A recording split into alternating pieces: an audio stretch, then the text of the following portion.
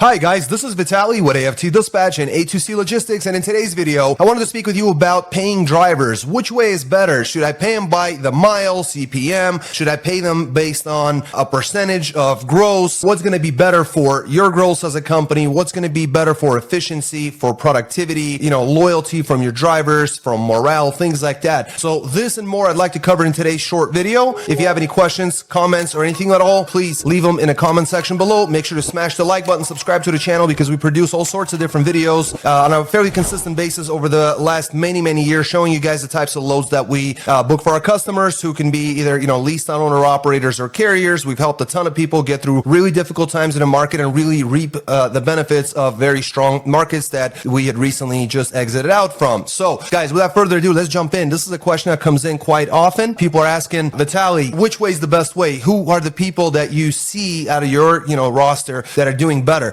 So it's kind of a loaded question because it can work both ways, and we have to look at it from perspective of a company owner, and then we have to look at it from perspective of a company driver. Say you're a company driver getting paid 60 cents a mile, adjust for the times when you're watching this video. Maybe it's 40 cents, maybe 70, 80 cents. I don't know what it might be. You're paid by the mile. What interest do you really have about going out to Maryland, Pennsylvania, New York, getting on the island over there? Wouldn't you rather go to Fort Lauderdale, Miami, Orlando, anywhere warm? Go out in the southeast, go out in the Carolinas. Why go to Montana, Minnesota? It's wintertime. What are you thinking? That's the situation you fall into when you have company drivers. So it's good and bad. On the one hand, they can't really turn down a load, but at the same time, if they're offered loads, they're going to buck on the bad ones and they're going to prefer to take the good ones. But in their mind, the Florida runs the good one and the New York run is the bad one. So that's kind of rough. On the other hand, you have your guys who you can pay a percentage. Say you're paying them, 25% of gross to the driver off a line haul. All right, fair enough. Here's the thing. It's going to make it a lot easier for you to make, higher gross. It's going to make it a lot easier for you to run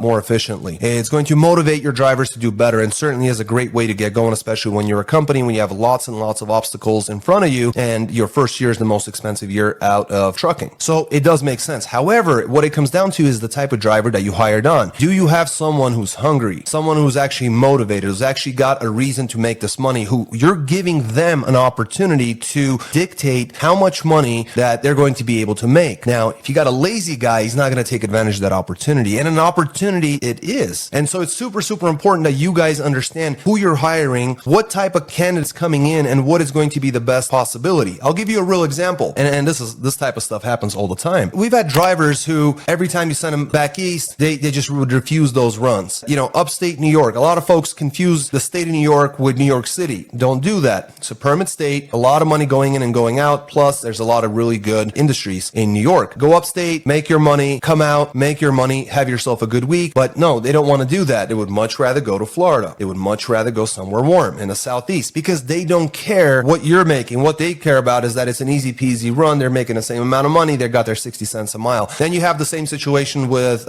someone who's getting paid on a percentage basis. Really, it's a lot of miles to Florida. It's a lot of miles equally to New York.